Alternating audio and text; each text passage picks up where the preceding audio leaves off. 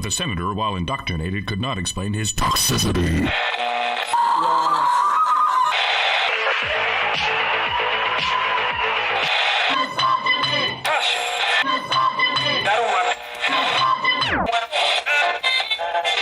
You should not listen to men's rights advocates if you want to know what they have to say.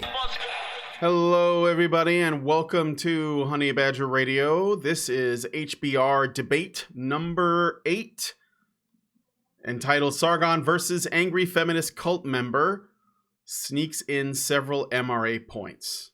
Not the feminists, but Sargon. So, what is HBR Debate? Because we haven't done these in a while. So, I am here with Alison. You know, we usually do this when in front of the cameras, and we didn't talk about it, but usually that's how we do it. But Alison, why don't you explain what HBR Debate is? This is going to be a lot of fun, guys. A lot of fun. But go ahead, Alison.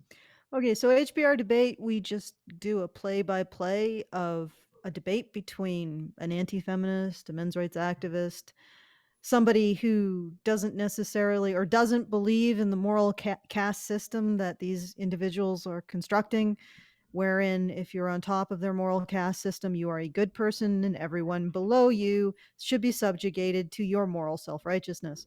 So we look at debates between those two camps of people, and where we see something that could be better, we offer suggestions. Yeah. And positive criticism. And there's something that it's mostly for you guys too. Like when we're basically talking about this so that when you have conversations with people, you might like get something out of it, right? It's like giving you tools. Yeah, definitely. So it's it's definitely for you guys to figure out which arguments work, how to improve your arguments, what kind of stances you should take while arguing. Mm-hmm. And that kind of stuff. So it's play by play. We're going to analyze this sport, the sport of arguing with feminists. Yes. All right. Okay, so I'll set up the stage a little bit. Sargon of Akkad, also known as Carl Benjamin, he's been going around and essentially, and I love that he's doing this because I've actually been wanting to do this myself. He's basically been going into public spaces in various parts of the country, sitting down with people and talking to them about his beliefs, and that, he's a free speech advocate, he's a liberal, all this other stuff, right? So he naturally gets a lot of blowback. He's had his share of milkshakes thrown at him. It started the whole trend, actually.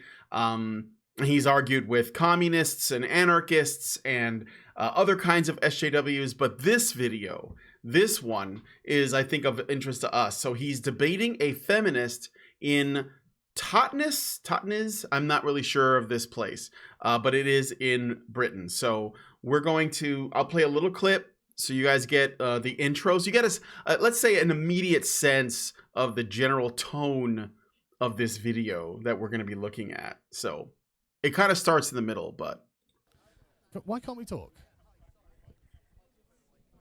Because I'm a stupid fucking feminist. Well, I don't agree that you're stupid. I don't agree that you're stupid. That's a quote from you. What, to Lacey Green, feminism.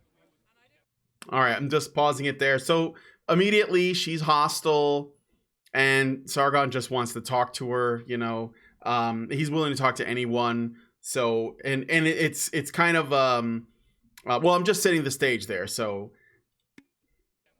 Alison, did you want to say something now?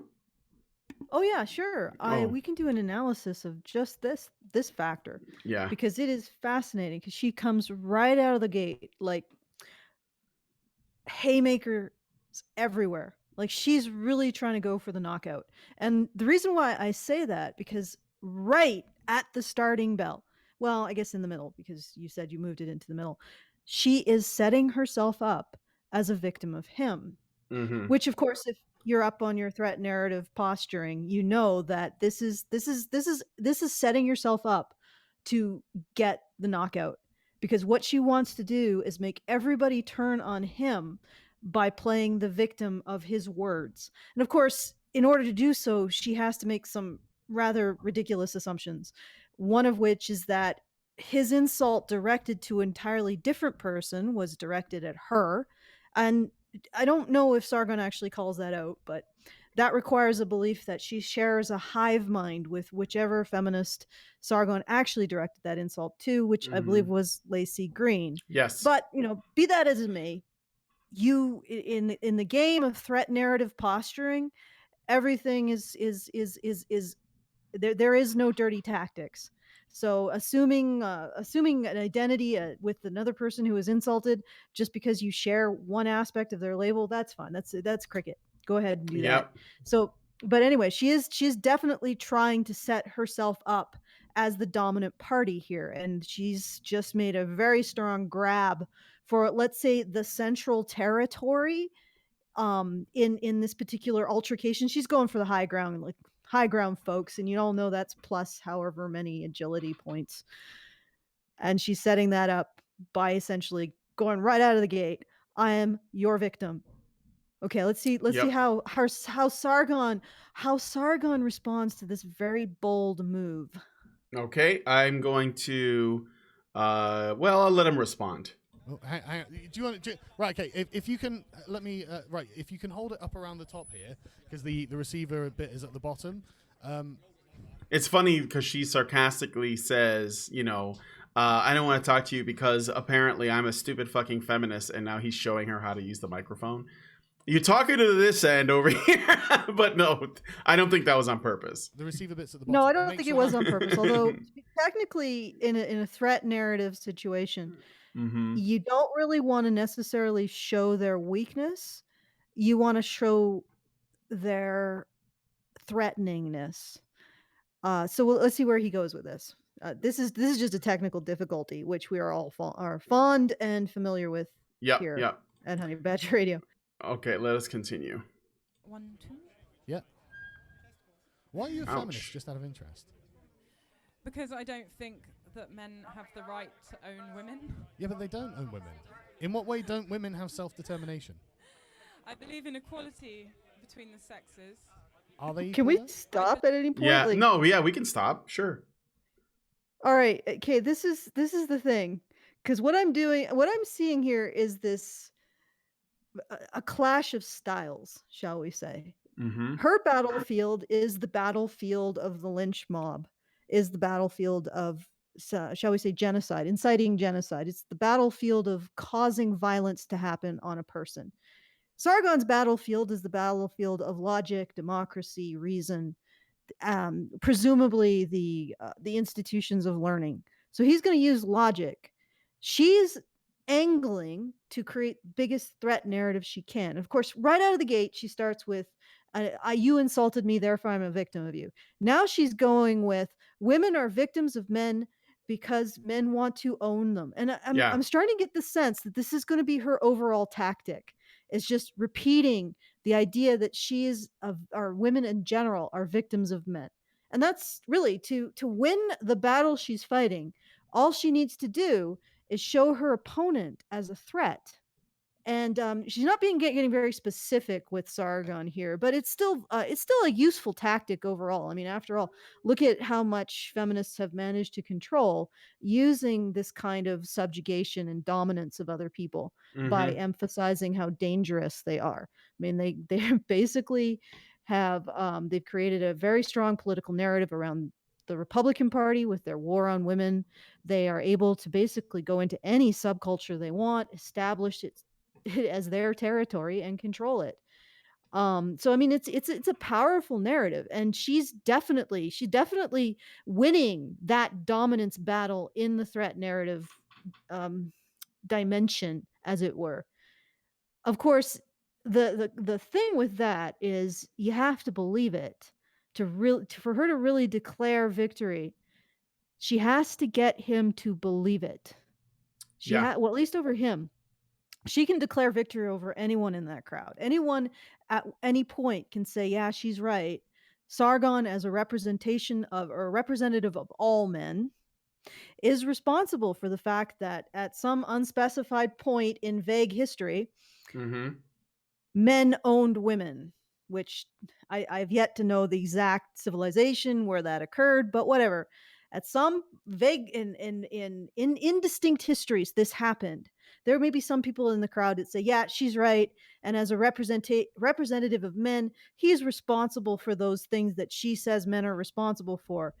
So that she might win in their mind, but she won't necessarily win in his mind unless he concedes the idea that she is a victim of him or that women are a victim of men. So let's continue. But I think that Yep. that's probably the strategy she's going to take, and the strategy he's going to take is to, of course, completely deconstruct all of the strange and elaborate tactical methods she uses to establish dominance by presenting him as the aggressor and the threat. So continue. Okay. Believe that the patriarchy is extremely detrimental to both men and women. How do you prove patriarchy? And I think that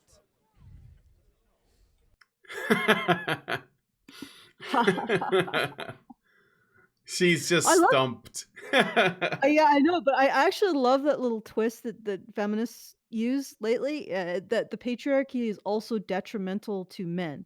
So it's almost like they're appropriating men's own vulnerability in order to use it against them, to establish men as even men are so evil, they even subjugate themselves. Okay. Okay.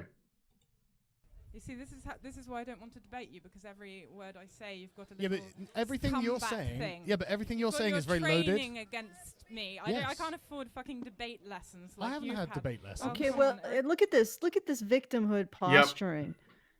I'm weak. I'm incapable. I'm a lower socioeconomic status. Not like you can't get on frickin' YouTube and look up debating material.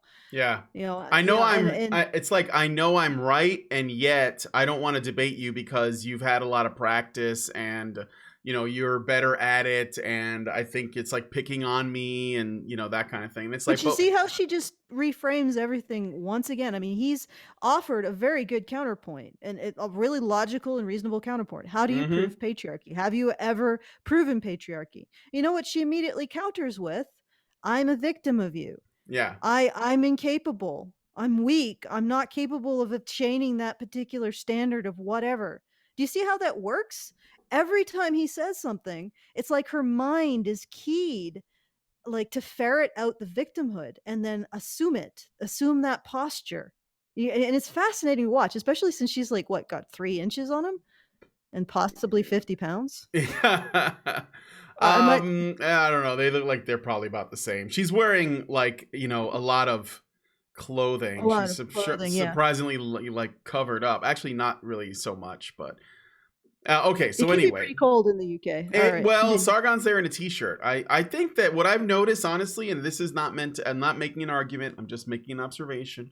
What I've seen is that feminists who tend to argue in public, they actually tend to dress pretty conservatively. They wear long dresses and, you know, tights, and like, I've noticed that. Except for like the sex positive slut walk ones, but I'm talking about like the kinds that Sargon's had to deal with. They're mostly dressed head to toe. So. Well, it suits. I mean, it suits their mentality. They look Get this- in every situation. They look for how they're the doormat being walked on, and then they use that to try to posture and establish themselves as morally dominant because the other person is obviously victimizing them. But, you know, I mean, can you imagine being in that kind of mentality? Like everything, you know, you face something difficult and the first thing you do is flop on the floor and be like, I can't handle this because I can't possibly look up debating tactics anywhere. I can't get a book out of a library on debating. I'm just incapable because insert self-inflicted reason. Somebody said that, okay, well, I want to ask you guys that are watching, is the volume level for this video okay? Because I have it blasted all the way up, but I'm not trying to like... it's low for me too. Is it low for you? I don't know, why is it low for you guys? I just need to check something. Yeah, I don't know. Well, then let me just play another clip, and I'll just look and I'll observe what the you know, the equalizer over here and see. So it's a little low, they said. I think the video itself is a little low. This is from Sargon's channel, though. All right. Or at least a lot of practice. I just Yes, but she's making very loaded statements. Yes, excuse me, come on. I'm making loaded Yes, statements. you are. Okay, Jesus. Yes, I can. Excuse me. Come on now, that's rude. I like this too. Okay, so it is a little low, but I think that's the nature of the video itself. I apologize, because sometimes they're not talking right directly into the microphone, and so it's kind of like, you know, I guess it's not the greatest microphone. I don't know, but or it could be like just the way that they're using it. So I don't think I can do anything about that without making Alison super loud, and I don't know if you guys want that. So. Well, But- I can always reduce my distance or increase my distance from my mic, and that might fix it. Here, I can raise it up a bit. But Okay. it is interesting. She comes over and she says repeatedly, "Let her speak." And I think Sargon said like 4 words. And this woman, in response to those 4 words, has spouted off a whole bunch of stuff. So it's not like she can't speak. Mm-hmm. She's been speaking quite a lot. But again, this woman who I guess is giving an assist to this other woman, she's attempting to make that woman look like a victim of Sargon. Like Sargon is the one silencing her when it's obviously not the case. We've just watched this whole exchange. And again, Sargon said, what, 4 words? And then the woman started immediately victim posturing in order to gain the high ground. And then, like I said, I guess this old woman comes in from the wing to give her the assist to help construct that victim narrative. So how does Sargon respond to this? Well, first he called her rude. He said, please don't be rude, because the woman didn't just, the old woman here, she didn't just interject with words, but she actually grabbed Sargon's microphone. She actually physically touched him in a manner to, like, I guess, to silence him or whatever. Yeah, to control him, basically. And he said, excuse me, I'm sorry. No, don't do that. That's rude. And I got to say I'm glad he's calling her out on that, because again, those little things tell you, I'm not going to treat you the way that you might be accustomed to being treated. I will hold you responsible. I will hold you accountable for your actions, and I'm going to call you on it. And I think that is, it's a little thing, but everyone is watching and they see that, and she was being rude objectively. So let's play the rest of this bit. Yes, but you're being very rude, and I don't appreciate that. That's great. I love it. Okay, so let's play a little bit more. I'm not attacking anyone. I'm calling you rude because you're being rude. Sorry, carry on. Okay, so this is from a video. Sure. I stand by it. Okay. Excuse me. We're not talking to you at the moment. I'm sorry. We can talk afterwards if you'd like. You have argued that feminism was responsible for the rise in the numbers of men carrying out mass murders. Yes. Because the killers felt disenfranchised and out of options. So your point being, it's feminism's fault, it's women's fault that men are murdering them. Okay, well, no, hang on a second. point. Right, let's discuss. Just pausing. I don't think we have to worry about the banana because this is a Sargon video, but just in the interest of, And also, yeah, there is stuff to point out. Yeah. The statement, you notice how she switched between feminism and women. Yes. And I think Sargon's going to hone in on that. I think he's going to do the counter, and that's really good. Also, I would agree that the calling the older woman out on being rude, excellent move. It definitely helps to neutralize the threat narrative that she's trying to, the establishing herself and the woman speaking as victims of Sargon. It helps to neutralize that. And point out that in fact Sargon is being impinged upon by them. So if anyone is in a situation of being, I wouldn't say violated, but what does rudeness mean? Does it? I guess it's a social violation, not a severe social violation. Yeah. If anyone's being socially violated here, it's Sargon, not these incredibly. At the same time as they're posturing about being weak, they're also very aggressive. Have you noticed that? Oh, absolutely. Yes, absolutely. It's a good move. It's a good move on their part. Yeah, and for him to call him rude is basically, it flips the script. It's sort of like when Jordan Peterson said, that's Do you have quite to consider how how I'm experiencing this interview with Yeah, Kathy Newman, right? Yeah, exactly. When he said it's, it's quite uncomfortable, and it put her Yeah. on the back foot because, when you're playing this victim narrative game, you can't simultaneously come across as the aggressor, and especially if the other person says, "Hey, what you're doing is hurtful, and I'm Well, it's bothering me. This is not okay." Right? a lot of no, definitely. And also a lot of men sort of don't use this technique, but it is quite powerful because you're making women these two women are usually accustomed to men who simply submit to them. And you're making them contend with the fact that they have to respect how they are affecting you. So when Sargon says, "Stop this, you're being rude," he's making, or he's demanding that older woman respect his personal boundaries and respect his experience of her behavior. And if his experience of her behavior is negative, that's her responsibility, not his. A lot of women, and in particular feminist women, have never really had an experience of a man saying, "My experience of your behavior, is your responsibility." To a certain degree. I mean, it's social situations are sort of a give and take. So when somebody's rude, that's on them, and they should back down, especially when they're rude and getting in people's face and touching their property. I mean, that's a pretty stark line there. That isn't just making a joke that Sargon finds offensive, if there is such a joke. It is actively trying to control him physically and control his property. So, and to say that, this is unacceptable behavior, like a lot of women don't hear that from men. Nope. A lot of women never hear "this is unacceptable behavior, stop it," from men. That's exactly right. Okay, I got a super chat from Exploding Prinny at Work for $2. Says the other lady is her victimization stand, dude. Yeah, indeed. Okay, so let us continue. I'm just gonna check and see if I'm still looking at, yes, this is kind of a longer clip, but let's go ahead. This is important, right? Okay, I'd quite like to finish reading the quotes that you made first. Oh, sorry. Okay. I thought, well, can we not talk about one at a time? Because I get the feeling it's different subjects. It's very much the same subject. Excuse me. This is what feminism has wrought. Yeah. A generation of men who do not know what to do, yeah. who are being demonized for what they are, says Benjamin.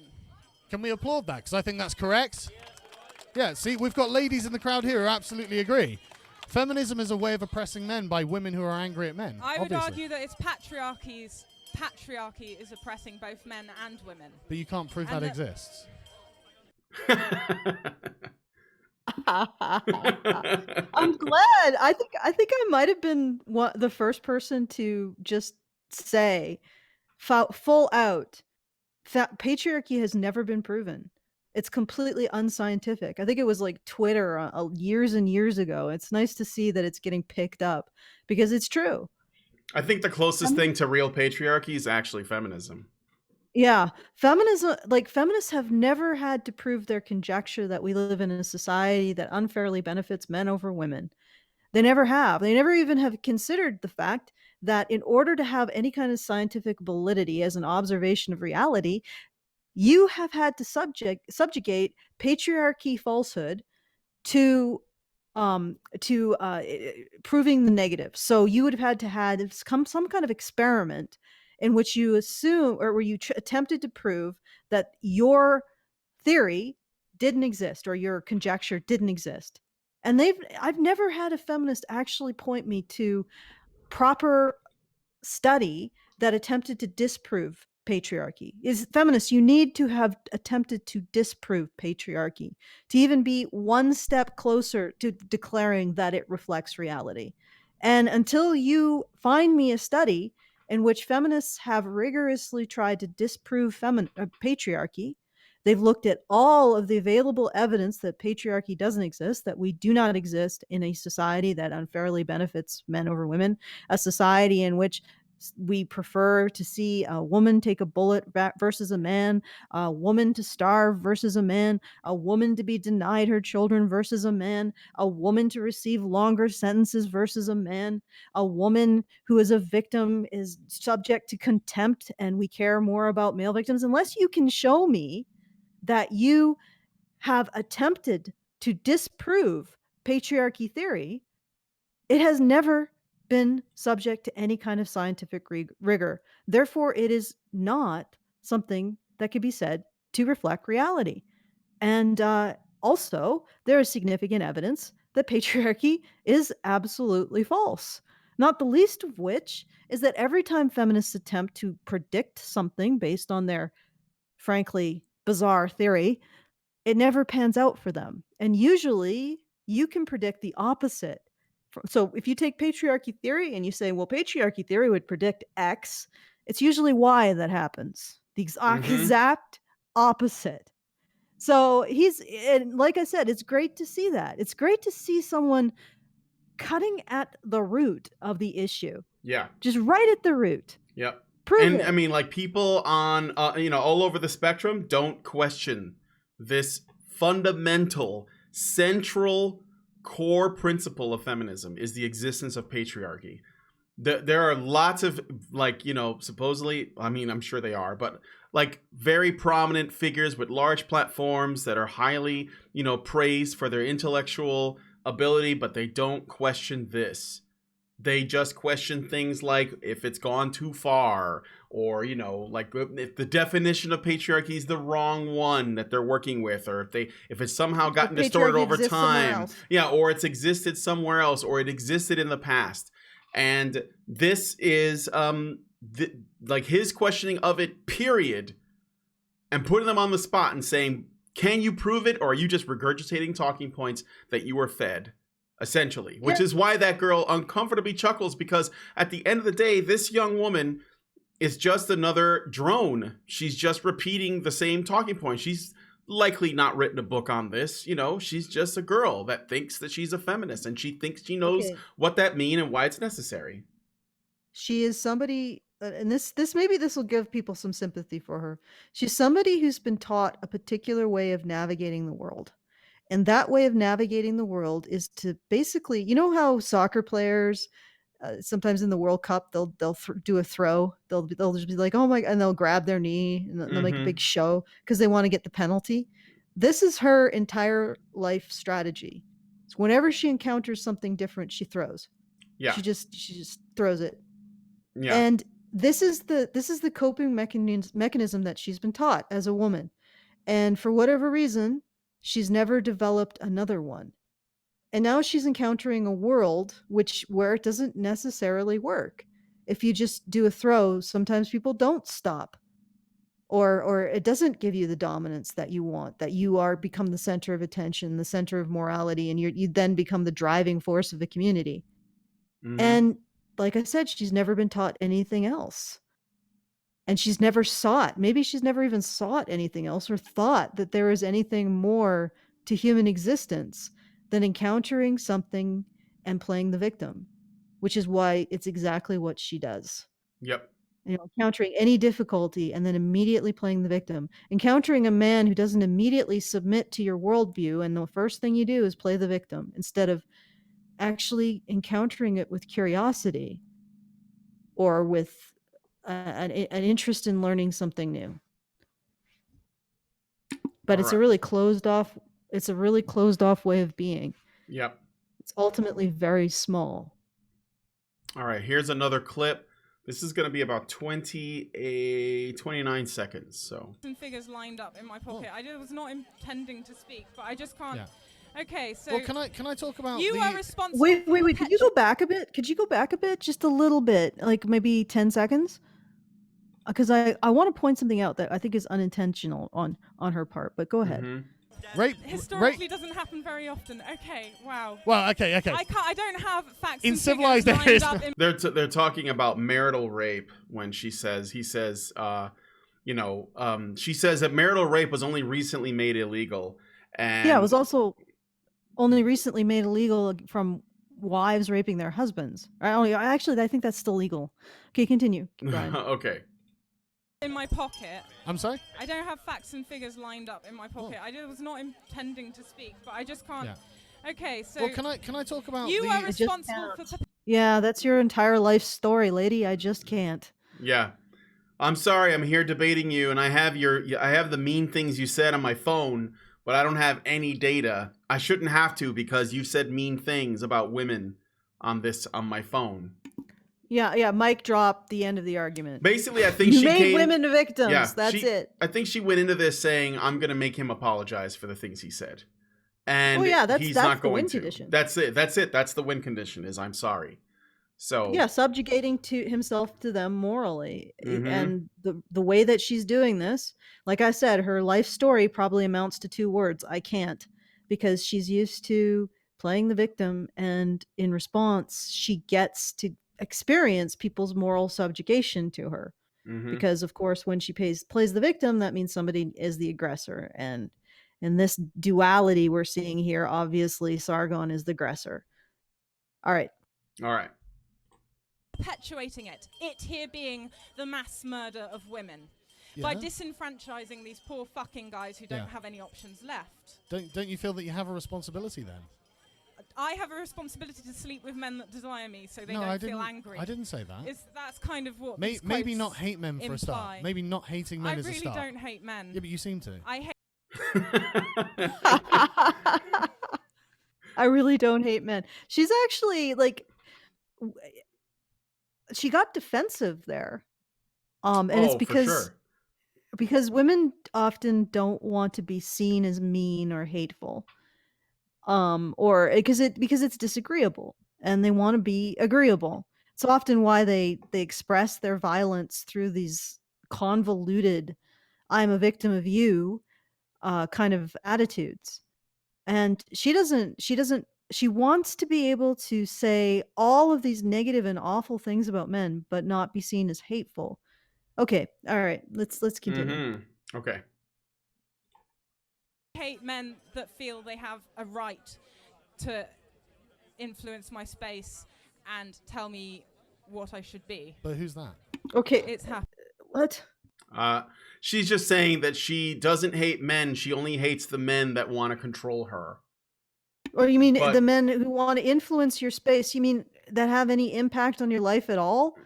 Yeah, that's essentially she hates the men that don't bend the knee and apologize, I think is what it is. Because there's really no men that are trying to control her. It's like the men trying to control women's bodies argument. There are no men trying to control women's bodies. There are men that have opinions on the subject, which happens to involve a woman's body, but that's not the same. But it's interesting because if you think that someone who has an opinion on something that can affect you, but essentially by making you responsible or accountable in some way, if you think that that's the equivalent of controlling you, and yet your ideology supposedly doesn't want to control anyone, it's actually quite revealing, because obviously feminism does want to control people. It wants to control men and women.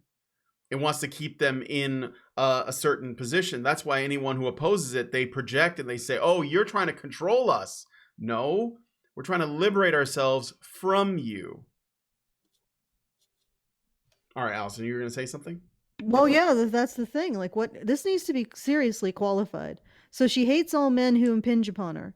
Well, every human society is sort of a compromise. Like, we can't all get what we want every moment of the day. It's a compromise between all of us. That means in some way, everybody impinges on everyone else. So that needs a bit more qualification. And the thing is that she is once again playing the victim. And I think I lost track of that when I was trying to discuss what she's saying. She's playing notice she's playing the victim again. Oh yeah, that's her whole thing. I want this very, very small little concession from men. I just want them to stop raping and killing us. I just want them to. I just want them not to impinge upon me. And she's once again playing the victim of men. Like I said, her entire life strategy can be summed up as "I can't," and then throwing herself on the soccer field, clutching her knee, so that she can get a penalty shot on the opposition. Like Peter Griffin. All right, let's continue. Sorry. I jumped ahead a bit. Yeah, I mean, that's pretty bad. That is like, yeah, it's worse. I'm not arguing that this is worse. I'm glad we can agree. saying this is like... So how is it that women in this country don't have self-determination? I'm really curious about that. I think they do. I think like the ladies around are just like, what are you talking about? I do what I want, and that's as it should be. Yeah, exactly. I wish my wife would stop telling me what to bloody do. You know what I mean? I'm looking for self-determination for me, married men. Joking. I'm just kidding. Come on. Okay, she's not laughing at all. But he's just making the case that, how do you... Well, obviously you heard that. So he puts her on the spot, essentially saying, as a woman in, a first world country who is absolutely free, and here's a bunch of other women that also feel the same, how can you sit here and tell us that you don't have any self-determination?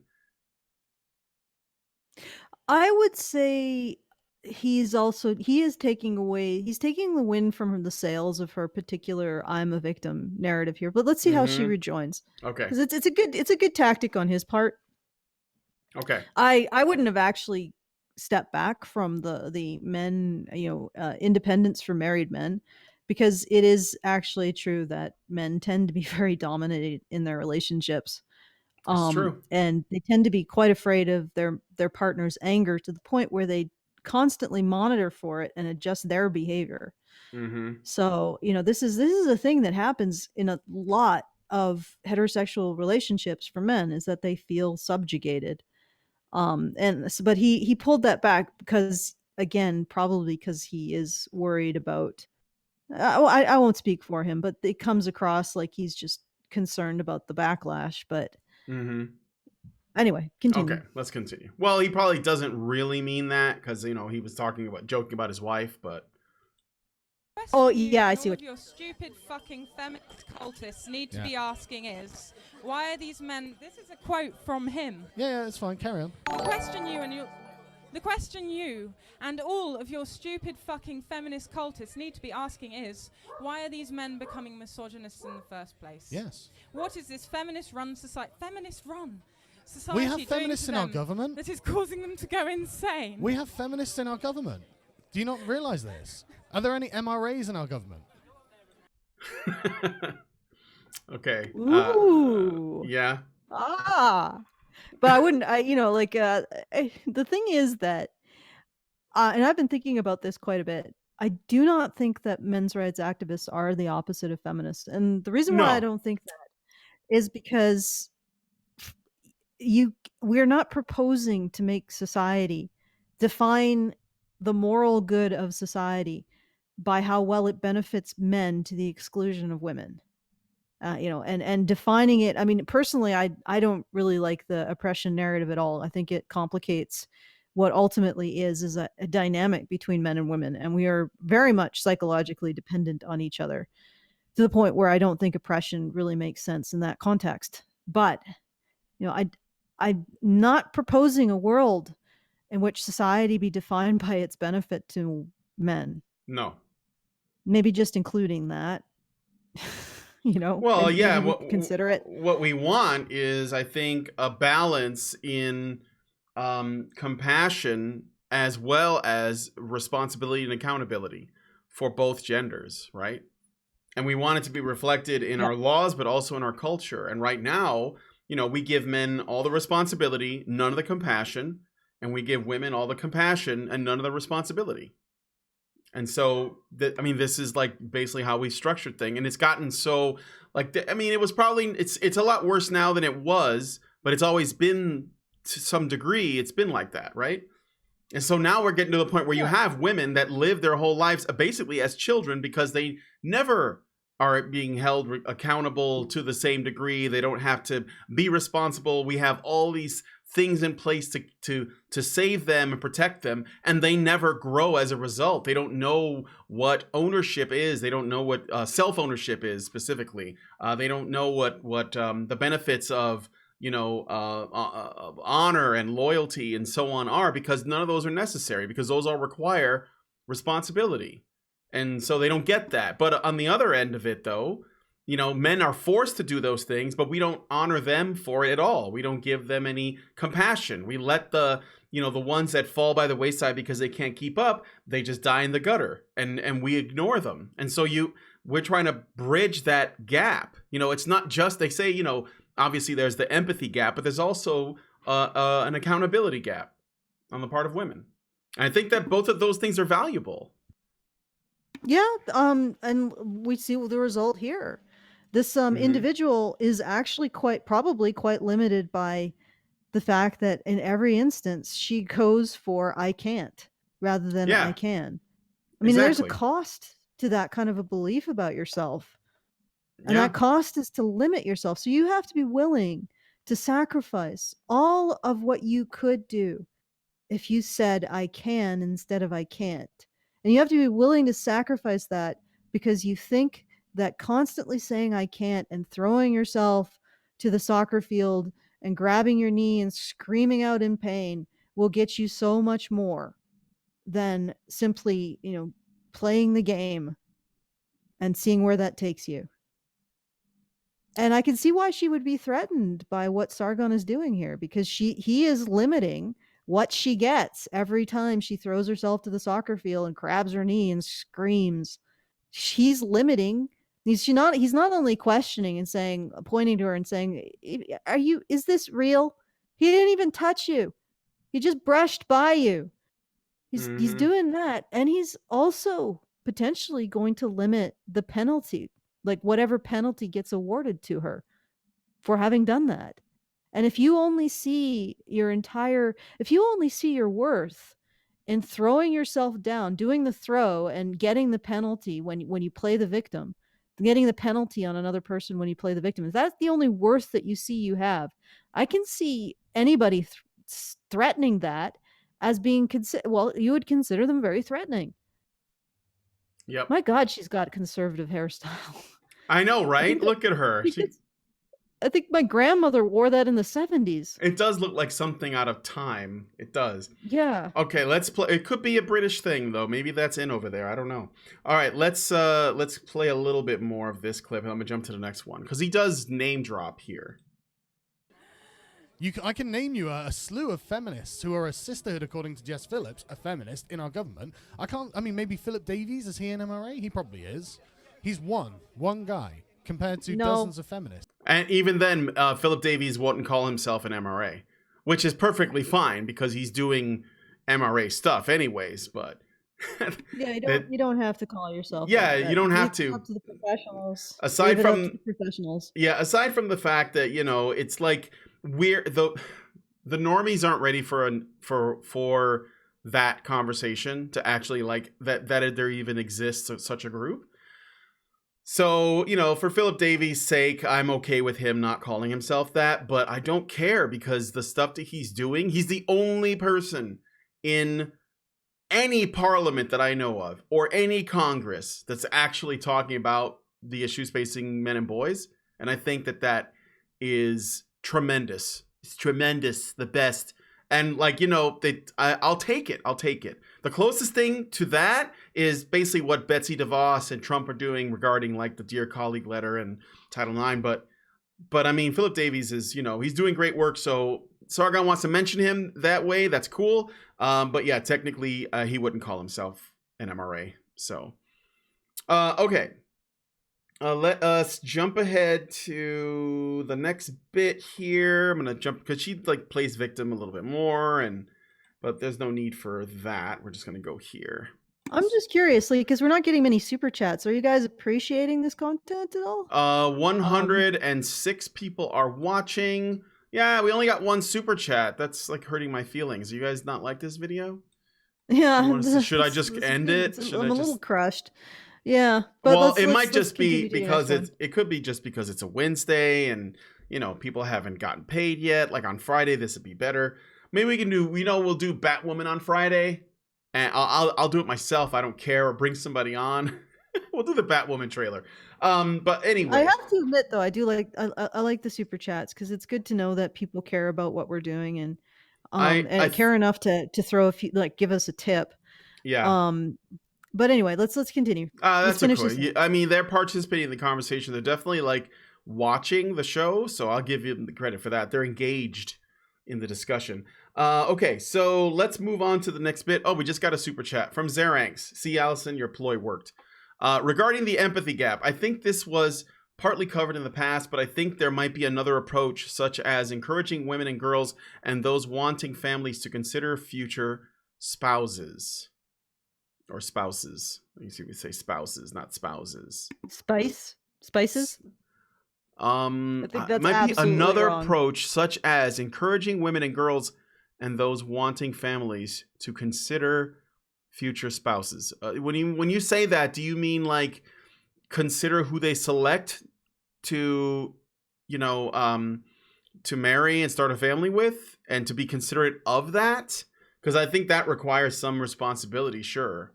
But I think that, that empathy gap thing I was talking about, and I know this is not, I'm going to try and make this quick because it's not really relevant to like the goal of this video. But now that I think about it, because we don't hold women to be responsible, we don't consider them to have accountability for their actions. And this is like feminism does this like times 100. Imagine all of the stuff that they talk about is like one of their biggest narratives is revolves around victim blaming. And the idea is that, what it sounds like is pretty appealing on its surface, that we shouldn't be blaming the victim for whatever it is they're victimized by. However, one of the things that we do as a side effect of that is we tell women that nothing they do, no matter what the consequences are, nothing they do is their fault. So that means that they're just, whatever happens to them is just stuff that happens to them. And they can't do anything to affect it, and they shouldn't. And instead, we should ask men to change everything about themselves in order to make women's lives comfortable. And in such a degree that women can make whatever mistakes they want through life, no matter what their choices are, and it always should work out for them. And if it doesn't, then it must be because men did something to them. And so we'll like the victim blaming thing is an example, but one of the other things I was thinking about that could be a side effect of that is when a woman chooses to marry or reproduce with a man that is not good for her, or that isn't when I say good for her, I don't mean in such a way like good enough. What I mean is, if you're going to lay down with someone and make children with somebody, you want to make sure that that person is going to be, in a position to be a good father to those children and so on. And that you're not just like, getting pregnant with someone who's not going to stick around or whatever, right? That just sees you as a side piece or whatever it is. But I think that one of the reasons why we have this problem with single motherhood and this all of the abortion issue, abortion as birth control, etc., is because women are not properly vetting the men that they sleep with. And I think that there is something to that. Again, we're talking about responsibility, the responsibility that a woman should recognize that her body produces life, and that comes with tremendous responsibility. And this is one of the issues I have with the abortion debate as it exists, because feminists will say that women should not even be responsible or accountable to any degree for the one thing that they do is probably one of the most important, if not the most important part of being human. Not that they can do it by themselves, but you see what I'm saying? We hold men accountable, though, for when they have children. We make them pay child support and all that, no matter what the cost is to them. But we don't do it to women. So just another way in which that kicks in. Just saying.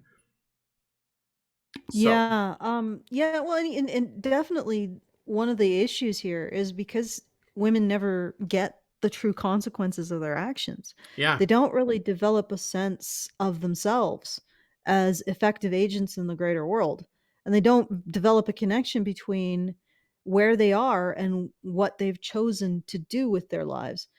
But the thing is that there's nobody in the world with a greater amount of control over a woman's life than a woman.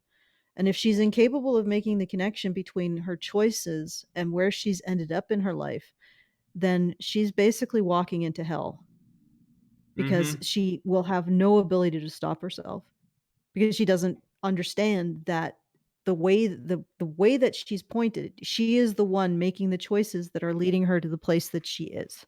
The end. And if she can't grapple with that, she'll never be able to make better choices that lead her away from these negative outcomes. Now, not all women necessarily, completely internalize this, but certainly the women who, like this woman, seem to live by the word I can't and Mhm. think and see their power in the world playing the victim of their circumstances and the people around them. I think that she is definitely going to be the type of woman who will not be able to connect the consequences of her choices to her choices and realize that her life is exactly the way that she's constructed it. Yeah. Exactly the way, and nobody else has any more power over it than she does. 'Cause she even says it right there. I know that she's that Mhm. kind of woman. Because what did she say? Women don't have autonomy. Of course you have autonomy, but she can't see it Yep. because she cannot connect the choices that she's made to the outcomes that she's received. She only ever sees the outcomes she's received as something external to herself. Yep, exactly. Very small. It's a very small horizon there. So we got a couple more super chats. Exploding Prinny at Work gives us $5 and says, "Why does Queen Liz keep reinforcing this British patriarchy?" Shake my head, dude. Yeah, I know why. It must not be her. It must be like whatever man is around. Elizabeth is she's just another victim. Altair Mawat gives us $2 in New Zealand dollars, or $2 I guess. 2 Kiwis.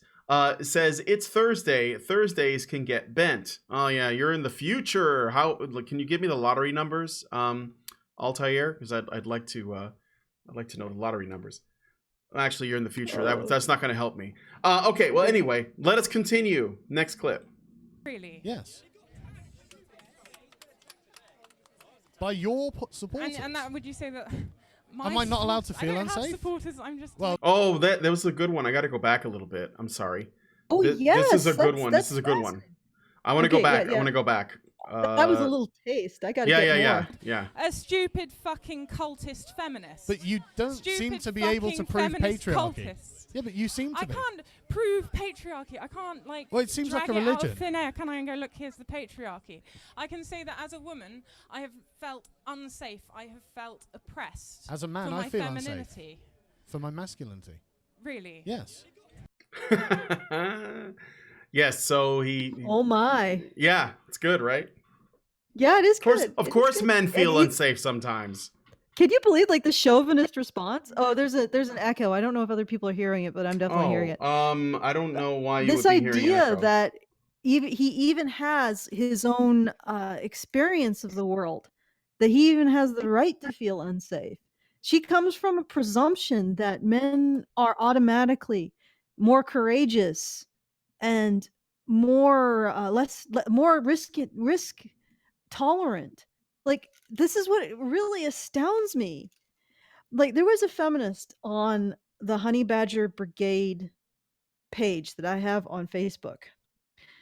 And I'm reading what she has to write, and it was just it's sort of the same situation. Like, this woman is talking to Sargon, is absolutely astounded that he would say that he could feel unsafe as a man, because of course men are always strong and they're always in a position where they can handle the world around them, right? Not unlike women.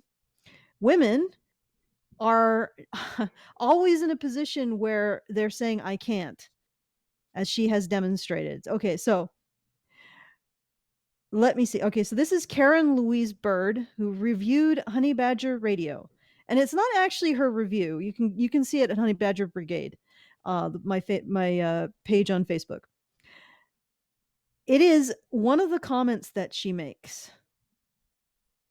Karen Louise Bird says, apart from my son's father, okay, that was in reference to another thing, so it's not relevant to this. You all think that you're anti-feminist and helping men. What you're all actually doing is saying to weak, ineffectual incels, don't worry, guys, we'll sort this all out for you. And they're letting you. It's like a huge cosmic joke, and you're all too dense to realize that you're telling these men that they need women to fight to fight their corner. And this is my response to her, and it was months after she said this. What's wrong with being a hero for men? Or if a hero means servant, by the way. If you're going to appeal to the idea that men should always be stronger than women and never need a woman to advocate for them, maybe you should deal with your own sense of inferiority rather than project it onto us being female men's rights activists. I'm like, I don't think a man should necessarily be insulted if he has to hand the freaking football over to a woman to go get something done that he can't.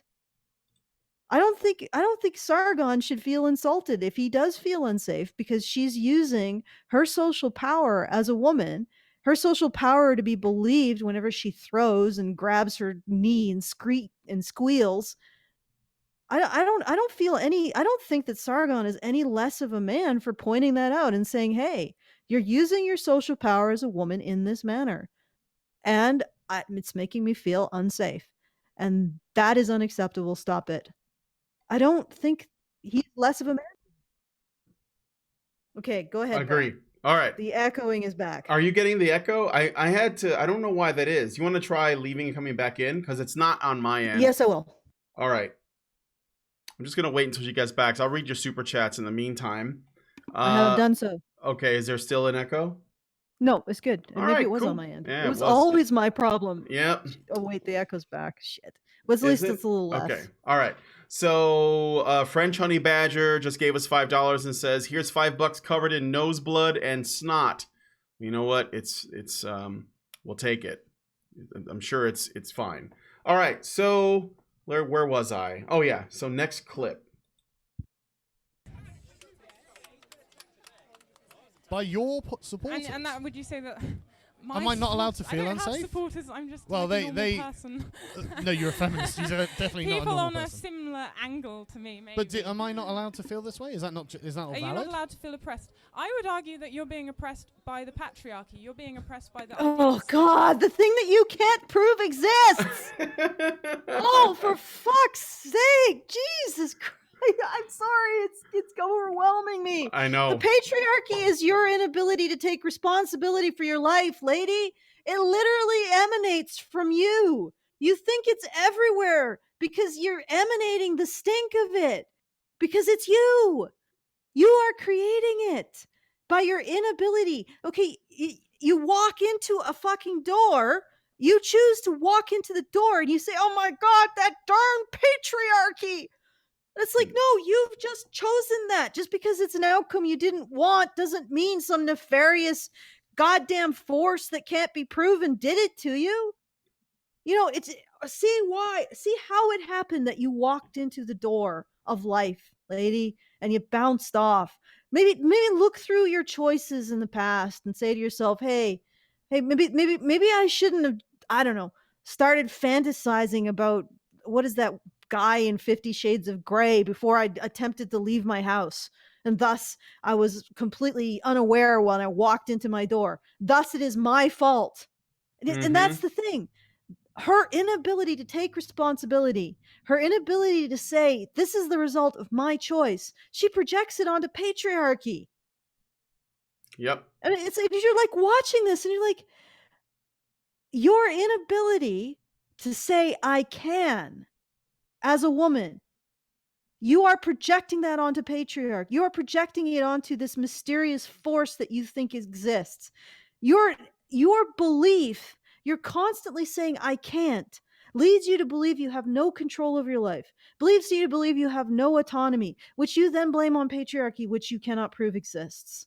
Because nobody has held you as a woman to a standard of reason and ethical behavior. Oh, man. Yeah. Okay. And once again, this makes you very small. Lady, of course. Makes you very small.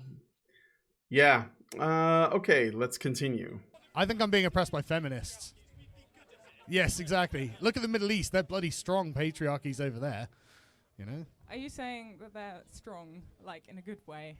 No, I'm thinking they're just strong. They're very powerful patriarchies. So I mean, every woman in Saudi Arabia is head to toe. That's powerful. I don't like it. I think that's terrible. I think women should have self-determination. I think you should have the right to vote, live where you want, marry who you like, do what you want. And you do. stops only you? be respected if you look sexy. No, not at all. That's like the kind of people- Sargon, you're arguing with a woman who wants to live in a burqa. Yeah. Well, I mean, like Seriously. if you go along with the idea that patriarchy is feminism, and I would argue that it is in a way, then yeah, the Middle East has a strong patriarchy because those women want to live that way and they enforce that way of living with other women. Yeah, and the thing is that when you say that women enforce that way of living, they do because they raise their kids in it. There are individual women who do not want to live that way. But when you're talking about women as a group have a huge influence over the societies that they're part of because they raise their children to have the social habits that form the foundations of those societies. So if you're going to talk about women as a group, you cannot deny the power of women as a group. Now, once again, if you're a woman who is going against the predominant narrative of control that women have created in many cases, you will find that you experience a lot of negative shit. I have found that as a woman who's gone against the grain in our society. So you have to separate out the fact that society will persecute women who go against the grain of all of the women's choices to induce particular social habits in their children, which then become the foundation for their societies. I mean, it's both things are true. It is true that women as a group have incredible power over society, and it's also true that individual women can end up being persecuted by that power because they are refusing to play the game the way the other women want them to play it. And that happens everywhere. It happens in Saudi Arabia. It happens in our culture. And that does not mean that women have no power. Okay. Right. Okay. Continuing on. I'm talking about. No, well, hang on. I don't think that women who like dress in a particularly revealing way are very well respected. I think they're generally quite disrespected. Like these ladies here are very respectable and they're not dressed. You think that's better? Well, what do you mean? If somebody dresses revealingly, they're suddenly like less worthy of respect. Oh God! Can I just please stop shuffling like that? Stand up straight. Look like an adult, lady. You're presumably of legal age for something, right? She's grasping at this point, Alison. Yeah, I know she's grasping. Everything is crumbling, including her ability to stand up straight. Well, it's not even the standing. Well, yeah, she's sort of got the wet noodle thing, but then so does Karen. But at least Karen doesn't do the shuffling. Like Karen's like she's anchored, you know? Yeah. She stands and she's there, and she doesn't start shuffling around like a kid being called to the principal. I mean, even if you're wrong, lady, stand up for being wrong. It's hard to stand. It's hard to stand still when you're a leaf on the wind. She's struggling not to get blown away by. This is why I like Big Red so much more. I mean, she at least would stand by being wrong. Oh yeah. I miss her actually. I do. I know. Where did she go? She's I don't great. know. I miss her. I'm gonna find Chanty Binks and try to get her on. Yeah. Okay. Well, we've actually tried to find her to invite her to the International Conference on Men's Issues. Yeah, I know. It'd be great. We have no idea how to find her, and because she's got a bit of a fan club, you know. Yes. And if we ever imagine a world where Shanty Binks got red pilled and flipped completely, because she was still new to feminism when she did all that stuff back then. That means that she's supple for the change, for the shift. Maybe supple's not the word I should have used. I'm sorry, guys. I didn't want to put that in your head. Doubly sexual there, Brian. Yeah, a little bit. No, but yeah, it's but Have she you seen her Tumblr, literally though? stood by what she was saying. Mm-hmm. You know, and you're not convincing me. We can call her Big Red Pill. Big Red Pill, yeah. Okay. All right. Anyway, moving on. Disrespect them. Really? Yes. I would call that ingrained misogyny. Yeah, I So know she- you do, because you're a feminist. He said Really? he said that women are the ones that most often judge and disrespect other women. That's what that was just then. And she's calling it ingrained. For everybody who doesn't know, of Big course. Red was a feminist protester who used to come to or went to a Toronto men's rights event or an Ottawa men's rights event, and just she sat on the corner and she stood on the corner and she sort of owned it, like nobody could speak, and she definitely stood for what she believed. Yep. If she believed it. If you 'cause don't like, know like who Brian Big, was saying, if you don't know who Big Red is, I don't know what you're doing here, but just Google feminist. I'm pretty sure she's the first picture on Google Images. feminist Big Red. Yeah. And as Brian says, maybe she's still supple. Yeah, maybe. I don't know. It makes me want to cry a river. Okay, so let us move on. Yes. I would call that ingrained misogyny. Yeah, I know you would, because you're a feminist cultist. I think other women have a right to have an opinion on these things. I think the key This thing. is the proudest day of my life, but honestly. the I've never key been called a thing- feminist cultist before. He said I was cackling earlier, like Well, a witch. You were. You literally were. But the thing is, I really am curious about this, because it seems that you deny the idea of female power, and I think that's really dangerous, because I think women are very powerful, and I think they need to check their privileges sometimes, and I think you're an example of that. Whoa! Oh my God, Sargon, that was savage. Oh my God, the fact that he actually called the woman doing the assist, or her victim stand, as someone said, called her out for being rude, and then he says, "Do I have the right to feel afraid?" And then he just, oh my God, that actually is that is an excellent technique right there, right out of the threat narrative playbook. Throw it back in her face. Stand by whatever feelings that you have, that you stand by them. I'm sure he stands by the statement that he has the right to feel uncomfortable, or he has the right to feel unsafe because of her threat narrative posturing. I'm sure he stands by his statement that that woman was definitely being rude by grabbing his microphone and attempting to control him physically.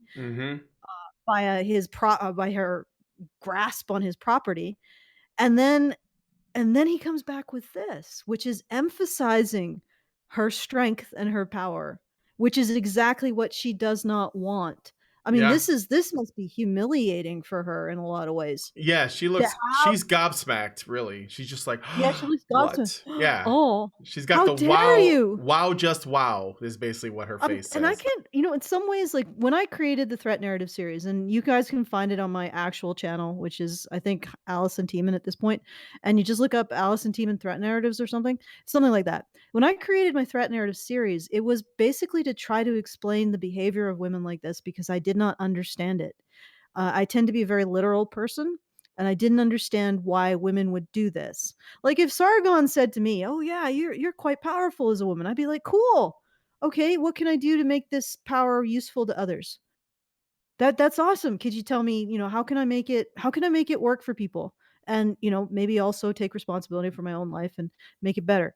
She is gobsmacked and horrified at the thought that she has, or anybody is recognizing that she has any power.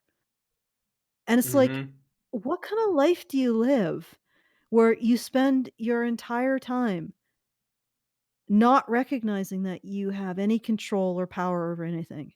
Like just denying it. Like, is that even a life? Is that like, Brian, what you imagine that? Do you think would you like to live that life? Oh, no. It's got to be miserable. I think that's why they are miserable. Yeah, it's got to be miserable. It's like when I encounter difficulty. No wonder they don't feel free, by the way. No wonder they don't know what they feel like they're not free in the West. It's because of that. But go ahead. Whenever I encounter difficulty in my life, I call it the suck, if you're doing something difficult, you will inevitably plateau or you'll go backwards. And for me, the moment that I stop saying, "Oh, this is out of my control. I can't do anything. I can't. And I either go look on the web and try to find another strategy or figure out something that someone else has done. And I realize, okay, well, let me try this. Let me take this action to affect this outcome. The moment I do that, I feel so much better about my life. Like it is, you know what I mean, right, Brian? When you have that moment, like, okay, I'm facing something difficult, but I can do something to turn this around. That moment when you experience that, it's like fantastic. It's like you might, some people probably even throw themselves in the shit so they can experience those moments when they finally realize that they can turn it around, because it's a great moment. It's like peak. It's being peak human. And she's like never going to experience that ever. Mm-hmm. What's the point of being alive? Oh, I mean, well, maybe that's why again they're so unhappy. You know, when you brought up your story of the Facebook feminist, it reminded me of the one time I got a Facebook feminist. Can I just share this because it's really funny to me anyway. On October 2nd, 2017, I posted on Facebook and I said, if there's one thing I can't stand, it's people who think they can deduce motives, read minds, and know what is in people's hearts, specifically people they dislike. Get that postmodern shit out of here. And this was 2 years ago, maybe more than, no, about 2 years ago. And this woman commented, I won't say her name, but because I didn't know her, complete stranger, just commented on my thing, and she said, deemed? The platypus is deemed a mammal because humans categorize rigidly, but a platypus lays eggs, so reality is always more complicated than we are able to allow. Just because someone deems something does not make it so. The salient point is that there are 7.5 billion people on this earth, and we are breeding our demise. Our overproduction of humans is responsible for the death of resources available for survival, which is why refugees are emigrating, why climate change is wreaking havoc, why our world is in the state of crisis. You are a dweeb to blame feminists, also known as woke women, for the fact that we want to control our own damn bodies. You're a nutcase who is far from good. You're clearly a biased imbecile who probably can't get it up, so you must threaten others on Facebook. I haven't threatened anyone. It's weird. Go take your chair elsewhere. We know it's all pomp and circumstance. Hashtag women are not your breeders. And then includes a screenshot of a post that I made earlier than that, October 14th, 2015. This is when I was going to college. My post read, the science on when a fetus becomes a human being is still up for grabs, which it is. If it turns out that the fetus is deemed a human life at the 3-week stage, like some scientists suspect, feminism has killed a lot of people. Keep that in mind. And I was just basically putting it out there because I had just learned this stuff myself. But it was just a weird, out of nowhere, this woman comes out and blames me for overpopulation, climate change, controlling women. It was just weird and funny. But the platypus thing was also just, what? Who knows? Anyway, I just wanted to share that. So, Alison, you ready for the next clip? Yep. Okay.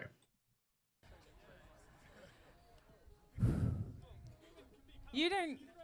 We're currently run by... Theresa May is the current Prime Minister of Britain.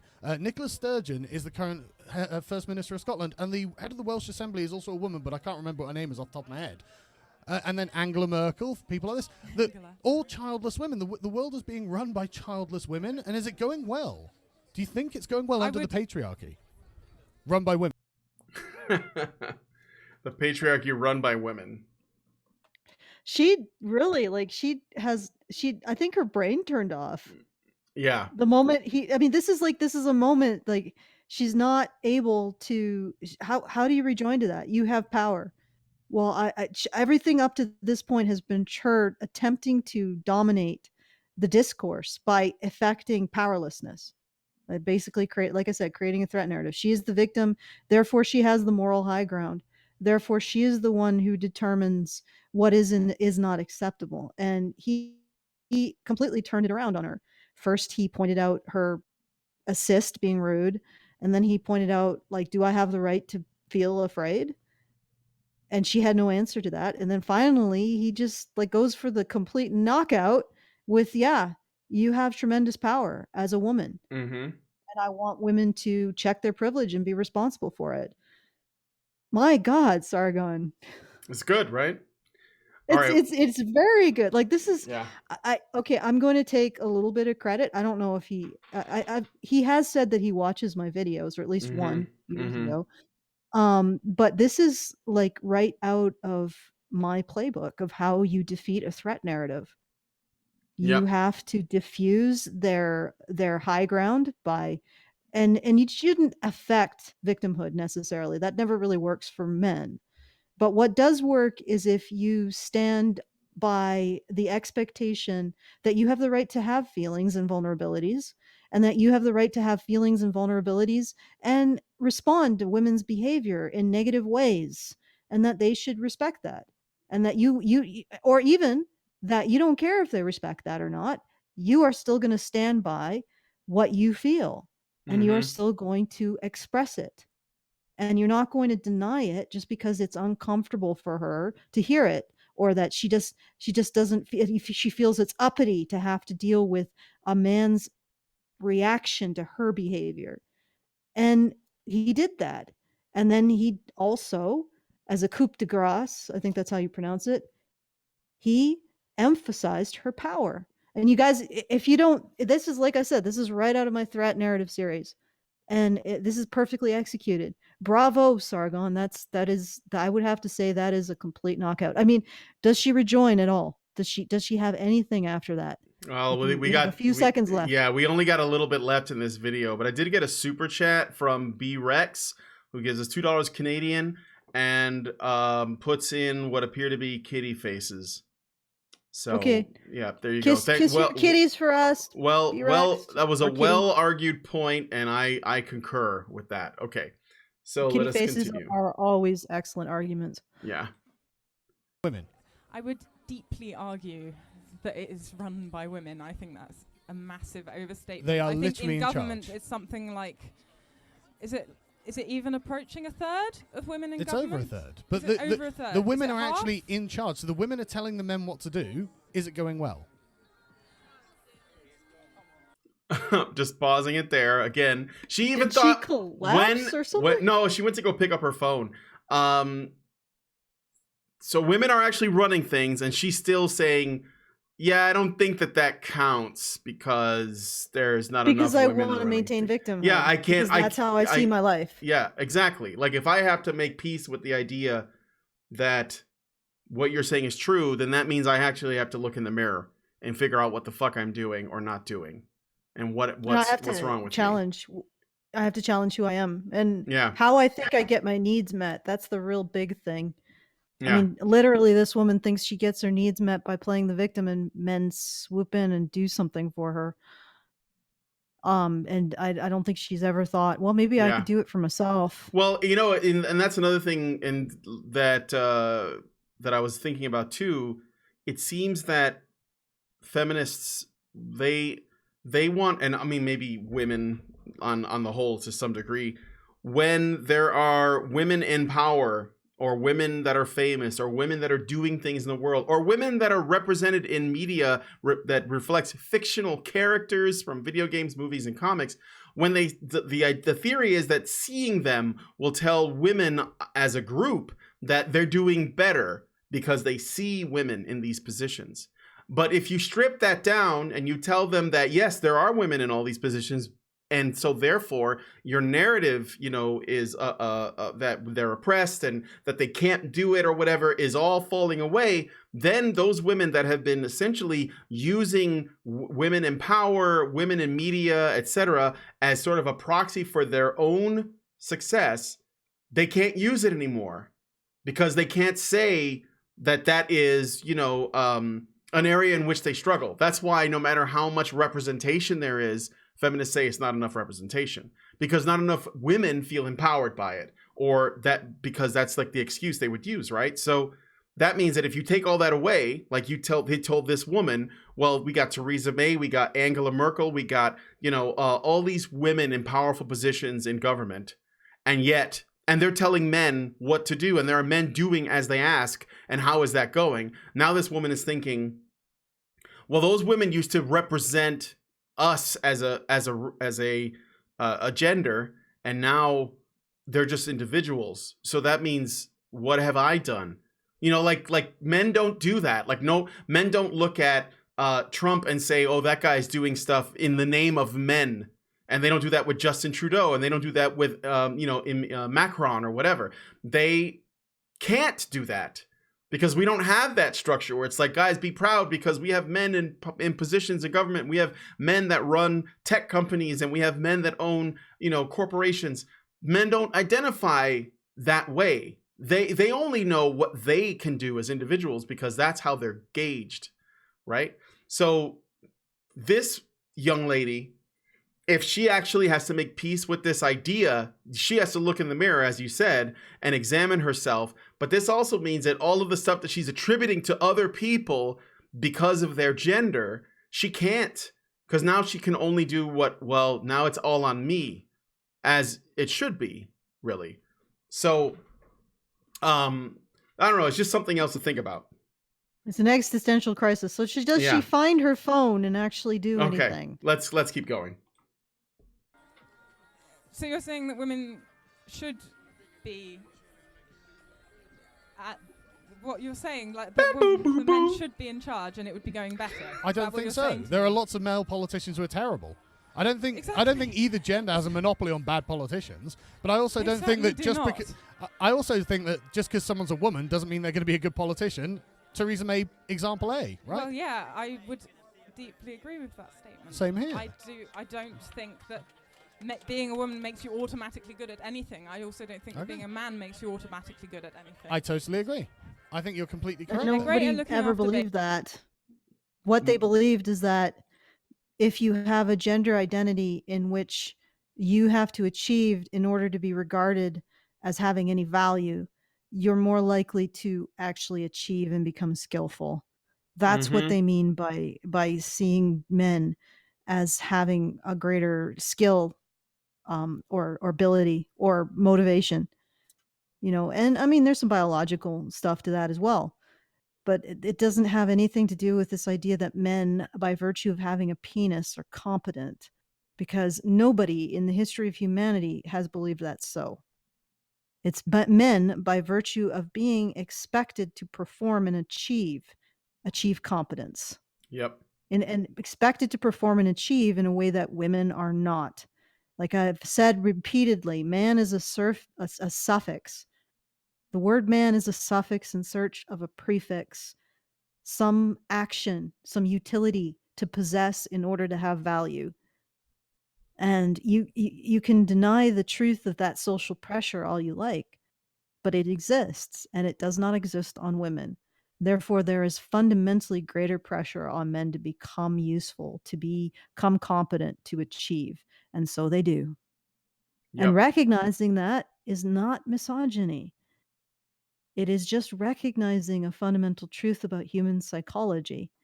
If you pay for male-bodied individuals, if you tell them you have no identity except what you achieve, then they will achieve, because you are making that achievement. You're giving them a greater incentive, a greater motive, and you are paying more for that achievement relative to the achievement of women. I mean, women, basically, their greatest achievement is what? Being women? Can you achieve more than being a woman? And certainly feminism is just nailing this concept down, just hammering it down, that women's greatest achievement is being a woman, by constantly creating this attitude of women are wonderful, that the greatest thing that any individual woman could ever be is a woman, according to feminism. Yep. So, where can you go from there? Where can you go from there? The only way you can have any kind of motion or movement in your life is to do exactly what this woman does and say, this person doesn't value my womanness enough. He has victimized my womanness. And then you feel like you have some kind of control over the world, because then they go beat him up or socially ostracize him. And all because feminism insists the most important thing a woman will ever be is a woman. Hoy. Okay. Yep. All right. Last clip. I agree. I think you're completely correct. They're great at looking after babies. You heard it from him. So there's somebody in the audience says women are great at looking after babies, and because she couldn't get Sargon at anything, She used somebody, some person in the audience, Troll. yeah, to basically say, he made my point for me, and then she hands him the microphone, but Sargon has the last word. Well, hey, listen, as a father, I just want to say men are also great at looking after babies. Why can't we talk? Well, he really sucked that out there. Yeah. Because he actually turned it into something that was that could be construed as negative towards men. The idea that men are not good at looking after babies. Mm-hmm. Which, as a father, I presume that Sargon is actually proud of being able to look after babies. Yeah, in particular his, Yeah, baby. Exactly. And and he's not a babysitter; he's a dad. So there you go. Okay, I'm ready. Brian, I think we've done an hour and a half. We got a few super chats. Yeah, well, I've read through all the super chats. We got it all done. So I guess, do you want to take us out at all? Oh, yeah, sure. If you enjoy this content, please do consider supporting us at feedthebadger.com. That is feedthebadger.com. We do need your help in order to continue to put this content on. It is actually really critical for people to subscribe to us, and as a result of your subscription, you will get access to our Discord, a patron Discord, which is a very lively space, lots of social events.